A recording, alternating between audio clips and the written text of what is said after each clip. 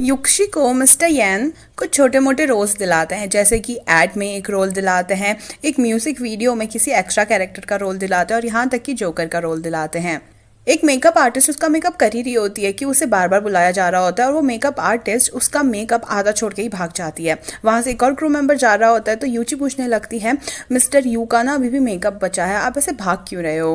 वो crew member कहता है, मिस्टर यू ये कौन है? मैं नहीं जानता हूँ, बाहर बहुत बड़े बड़े स्टार्स आए हैं, मुझे उन्हें अटेंड करना है, जितना भी मेकअप बचा है ना खुद ही कर लो। यूची उसके पास जाती है और युक्षी स्माइल करने की एक्टिंग करते हुए अपना मेकअप करता है। शो करने के बाद वो आता है और उसका मुंह काफ़ी सैड लग रहा होता है। यूची उससे पूछती है कि आप ठीक तो हो ना? युक्षी कहने लगता है, मुझे पता है, मेरे टीचर चाहते हैं कि मैं छोटे रोल से स्टार्ट करूं जैसे मैंने पहले अपने स्ट्रगल के टाइम पे किया था। मुझे इन चीज़ों से कोई प्रॉब्लम नहीं है, मैं छोटे मोटे रोल करके भी बहुत ज़्यादा खुश हूँ। तो यूची उसकी ये हिम्मत देखकर उसे कहती है कि आपका मेकअप ना मैं उतारूंगी। अब जब वो घर पहुंचता है, दरवाज़ा खोलता है तो वहाँ पर खड़े होते हैं उसके मम्मी पापा।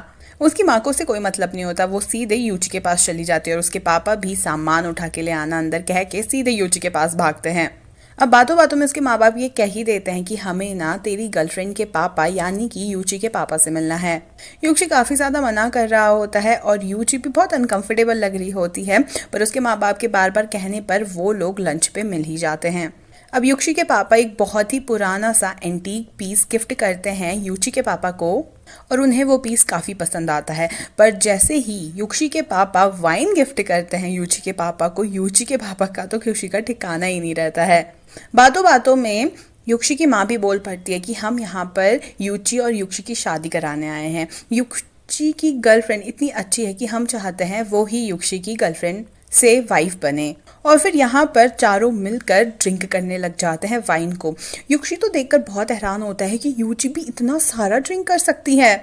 और ड्रिंक करने के बाद चारों ही जाते हैं कैरियोके नाइट पर, जहाँ पर युक्षी बिल्कुल भी इंजॉय नहीं कर रहा होता है, पर उस दोनों के पापा, उसकी मम्मी, यूची बहुत ही ज़्यादा इंजॉय कर रहे होते हैं। साथ में मिलकर सब लोग गाना गा रहे होते हैं कि अब बारी आती है युक्षी की, और युक्षी भी यूची के लिए बहुत ही इमोशनल गाना गाता है जिसे सुनकर यूची की आंखें नम हो जाती हैं। उसके बाद वो यूची को ऐसी ड्रंक हालत में ले जाकर उसके रूम पर रखता है और यूची नशे नशे में ही बोलने लगती है कि जब मेरी तुमसे शादी हो जाएगी ना तो मेरा नाम कितना अजीब हो जाएगा ना, यूची हो जाएगा मेरा नाम। युक्षी कहने लगता है, नहीं नहीं, यूची मोमो ही ठीक है, पर अगर यूची मोमो मेरे अलावा कोई और बुलाए तो उसको मत सुनना, ठीक है? केवल मैं ही तुझे इस नाम से बुला सकता हूँ।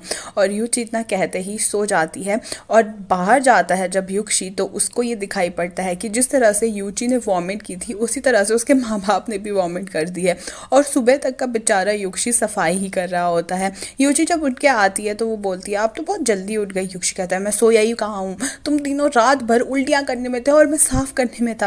पहले तुझे संभालना था और अब तीन तीन लोग हैं संभालने के लिए। मेरी पीठ पता है कितनी दर्द कर रही है।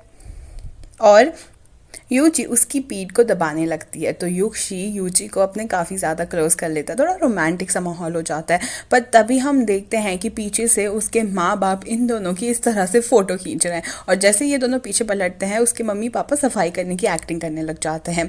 अब यूची और युक्षी बैठ कर खाना खाने लगते हैं तो उसके माँ बाप भी उसके साथ खाना खाने बैठते हैं। दोनों में ही काफ़ी लवी डबी सीन चल रहा होता है तो इसे देखकर उसकी माँ भी बहुत ही ज़्यादा खुश हो जाती है।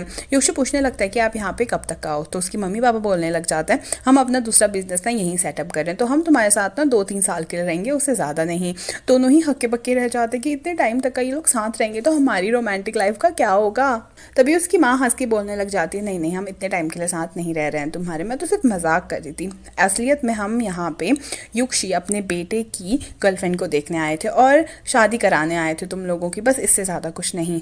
पर ये सब भी वो लोग झूठ बोल रहे होते हैं क्योंकि उसी समय उनकी बाहर पे टैक्सी आ जाती है और युक्षी उनका सामान टैक्सी में रख देता है। जाते वक्त युक्षी की माँ यूची के कान में बोलती है कि मेरे बेटे का ना पहला रिलेशनशिप है तो इसको कोई भी एक्सपीरियंस नहीं है, इसलिए मैं इसे यहाँ पे समझाने आई थी। और वो लोग चले जाते हैं। ये पहले रिलेशनशिप की बात से यूची युक्षी को बहुत ही ज़्यादा चिढ़ाने लग जाती है और युक्षी भी बराबर चिढ़ रहा होता है। तभी हम देखते हैं कि युक्षी बहुत ही रोमांटिक लाइंस बोल रहा है, जैसे कि ज़रूरी नहीं है कि लाइफ में एक्सपीरियंस हो, तू मेरा पहला प्यार है, तुझे प्यार करने के लिए भी मुझे क्या एक्सपीरियंस की ज़रूरत है। पर वो ये प्रपोज यूची को नहीं बल्कि मिस्टर येन को कर रहा होता है। ये दोनों ही प्रैक्टिस कर रहे होते हैं और ये लव स्टोरी होती है एक अमीर घर की लड़की और एक डिलीवरी बॉय के बीच में। मिस्टर येन गुस्सा हो जाते कि क्या डिलीवरी वाले ऐसे बात करते हैं, जहाँ पहले डिलीवरी वाली की लाइफ जी करा और उसके बाद ही वापस आना, और फिर क्या था, उसको डिलीवरी वाला बनना पड़ता है अपने इस एक्टिंग प्रोजेक्ट के लिए। अब वो डिलीवरी का काम कर ही रहा होता है कि उसको मैनेजर का कॉल आता है और वो बोलने लगता है कि तेरे लिए ना एक ऑडिशन आया है। युक्षी कहने लगता है कि मैं दिमाग खराब मत कर, मैं भी काम कर रहा हूँ, बाद में कॉल करना। पर तभी मैनेजर डायरेक्टर का नाम बताता है और वो और कोई नहीं बल्कि वी रैन होते हैं, जो कि बहुत ही बड़े डायरेक्टर हैं और युक्षी के फेवरेट डायरेक्टर हैं। बस फिर क्या था, वो फटाफट से घर पहुंचता है और यूची को स्क्रिप्ट दिखाने लगता है कि उसको ऑडिशन के लिए बुला लिया गया है। यूची तो इतनी ज़्यादा खुश होती है कि वो युक्षी को गले ही लगा लेती है। अब वो पूछती है कि आपकी लाइन इतने पूरे स्क्रिप्ट में कहाँ है, तो उसकी लाइन केवल एक ही लाइन होती है। उसके कैरेक्टर का नाम होता है सोल्जर ए। युची पूछती है क्या आपकी सिर्फ एक ही लाइन है पूरे के पूरे ड्रामा में। युक्षी कहने लगता है भले ही एक लाइन क्यों ना हो, पर इस एक लाइन को भी अगर मैं अपने पूरे इमोशंस और हार्डवर्क के साथ बोलूँगा ना, तो ये लाइन आइकॉनिक बन सकती है। और वो बताने लगता है कि मैं कुछ इस तरह से बोलूँगा, और वो लाइन होती है कि आपकी माँ मर चुकी है। दरअसल उसे ये अपने राजा को बोलना होता है, जो कि अभी बैटल ग्राउंड में है। अपने देश को बचाने के लिए वो अभी वॉर में है, और उस वक्त ये खबर वो अपने राजा को देता है। वो बहुत ही इमोशनल होकर बोल रहा होता है, पर तभी यूची कहने लगती है कि ये अभी पूरे लड़ाई का सीन है। उस लड़ाई के सीन में अगर सोल्जर इतने इमोशंस में बोलेगा राजा को, तो राजा अपनी हिम्मत खो देगा और लड़ाई नहीं कर पाएगा अपने देश के लिए। भले ही कुछ भी हो, अभी वो अपने देश के लिए लड़ रहा है, और इस वक्त वो इमोशनल होगा तो कैसे काम चलेगा। वो इस पूरी स्क्रिप्ट और इस लाइन को एक अलग ही नज़रिया दे देती है। और अब दूसरे दिन यूची और युक्षी दोनों ही ऑडिशन के लिए जाते हैं। वहाँ पर उसे क्रू मेंबर मिलता है और वो युक्षी को एकदम से पहचान लेता है। बोलता है कि आप यहाँ पर ऑडिशन देने आए हैं। तभी युक्षी कहने लगता है हाँ, मैं सोल्जर ए का ऑडिशन देने आया हूँ। जिसे सुनकर क्रू मेंबर भी बहुत ही सरप्राइज हो जाता है कि इतना फेमस एक्टर एक एक्स्ट्रा का रोल कर रहा है, और वो उसे रूम बताता है। उस रूम पे बहुत ही सारे लोग होते हैं जो सब के सब युक्षी को जानते हैं। वो बस युक्षी को देख के उसकी तारीफ करने लगते हैं, कितना क्यूट दिखता है, क्या वो भी इस ड्रामा में हमारे साथ एक्टिंग करेगा, वो भी एक एक्स्ट्रा बन के। और यूची अपनी बातों से युक्षी को हिम्मत देती कि तभी पीछे से आवाज़ आती है, और वो और कोई नहीं बल्कि कीजी होता है। वो कहता है कि अरे तू एक्स्ट्रा का ऑडिशन देने आया है, दरअसल मैं ना मेन हीरो का ऑडिशन देने आया हूँ। और वो उसके कान में चुपचाप बोलने लगता है कि अब तू ना ज़मीन में रेंगने वाला कीड़ा बन चुका है। भले ही मैं तुझे अवॉइड करूँ या तुझ पे पैर रख दूँ, किसी को भी कोई फ़र्क नहीं पड़ने वाला। इतना सुनाकर वहाँ से चले जाता है। युची बोलने लग जाती है कि आप ठीक हो ना। युक्षी कहता है अभी मैं यहाँ सिर्फ ऑडिशन देने आया हूँ, इससे लड़के कोई फ़ायदा नहीं है। और फिर वो अंदर ऑडिशन देने चले जाता है। वो लाइन बोलने ही वाला होता है कि इतने में ही उसको सिलेक्ट कर लेते हैं ऑडिशन वाले। वो बोलने लगता है अरे मैंने तो अभी कुछ बोला ही नहीं। तभी ऑडिशन में से एक जज बोलने लगता है कि अरे युक्षी, आप मुझे नहीं पहचान रहे हो, मैं आपकी ही मूवी में काम किया करता था और आपको डायलॉग्स बड़े बड़े बैनर्स में लिख के दिखाया करता था। दरअसल अब मैं ना असिस्टेंट डायरेक्टर बन चुका हूँ स्क्रिप्ट राइटर से। और ये देख युक्षी काफ़ी खुश होता है और उसको अब ये रोल मिल चुका होता है।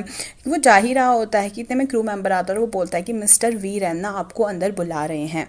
जब वो अंदर जाता है तो वहाँ पर कीजी होता है और वो कीजी से उसी सीन को प्रैक्टिस करने को कहता है। अब वो अपने सोल्जर का सीन प्रैक्टिस कर लेता है और उसके बाद कीजी का जो कैरेक्टर है वो अपनी माँ की मरने की बात सुनकर काफ़ी ज़्यादा रोने लग जाता है। सीन कट होता है और वीरेन पूछने लगता है कि तुमने अपना कैरेक्टर इस तरह से क्यों निभाया।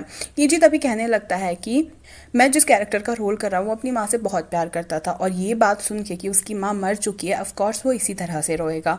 वहीं युक्षी कहने लगता है कि वॉर के टाइम पे सबको स्ट्रांग होना पड़ेगा, इसलिए मैंने रो के राजा को नहीं बल्कि थोड़ा इमोशनलेस होकर राजा को बताया। तभी वीरेन कहने लगता है कि अब तुम राजा वाली एक्टिंग करो, ठीक है। और यहाँ पर युक्षी बिल्कुल साइलेंटली अपने इमोशंस भी दिखा देता है और एक राजा की तरह स्ट्रांग भी बना होता है, जिसे देखकर वीरेन बहुत ही ज़्यादा इम्प्रेस्ड हो जाते हैं और ये रोल कीजी की बजाय युक्षी को मिल जाता है। और घर जाकर युक्षी अपनी बुक की तैयारी तक कर रहा होता है। वो अपनी एक्सपीरियंस के ऊपर बुक लिख रहा होता है। वो युची को ये भी बताता है कि इस पूरी बुक का तू भी बड़ा पार्ट है, क्योंकि तू ही तो मेरी लव स्टोरी है। उसके बाद युची कहने लगते हैं चलो हमारा ना प्रैक्टिस का टाइम हो गया है। वहीं यहाँ पर मैनेजर घर के अंदर घुसता है और सोचता है कितना अंधेरा क्यों है।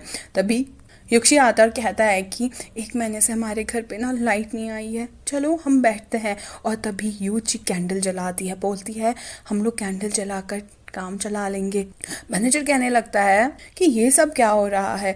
युक्षी बोलने लगता है कि मैनेजर के लिए कुछ खाने के लिए लेके आओ यूची। यूची कहती है मैं बगल के घर से थोड़े चावल मांग कर लेकर आती हूँ ताकि मैं आपके लिए डिनर बना सकूँ। मैनेजर कहता है नहीं नहीं नहीं नहीं ऐसा मत कर। और उसके बाद युक्षी उबला हुआ नॉर्मल सा सूप पीने लगता है, जिसे देख मैनेजर के तो आंखों से आंसू ही आने लगते हैं। वो युक्षी को हक कर लेता है और बोलने लगता है प्लीज़ प्लीज़ ऐसी ज़िंदगी मत जी, मैं बहुत ही दुखी हूँ तेरे लिए, तो ऐसा कैसे कर सकता है, मैं अपने युक्षी को ऐसे नहीं देख सकता। और वो फूट फूट के रोने लगता है, पर वहीं युक्षी हंस रहा होता है। तभी यूची पूरे घर की लाइट ऑन करती है और दोनों साथ में बैठकर मैनेजर को देख के स्माइल कर रहे होते हैं। मैनेजर कहता है अच्छा तो तुम लोग मुझे बुद्धू बना रहे थे, पर तुम ये लोग कर क्या रहे थे। यूची बोलने लगती कि हम लोग एक्टिंग कर रहे थे और हम आपको ना उल्लू बनाने वाले थे इसीलिए। मैनेजर तभी उसे एक स्लिप देता है और बोलता है कि तुझे एक रियलिटी शो में बुलाया जा रहा है। युक्षी इनकार कर देता है कि उसे नहीं जाना है अभी। तभी मैनेजर कहता है कि इस शो में ना तेरा दुश्मन कीजी भी आने वाला है, अगर तू नहीं जाएगा ना तो कीजी सोचेगा कि तू उससे डर के उस शो में नहीं गया है, तो मेरे ख्याल से तुझे इस शो में जाना ही चाहिए।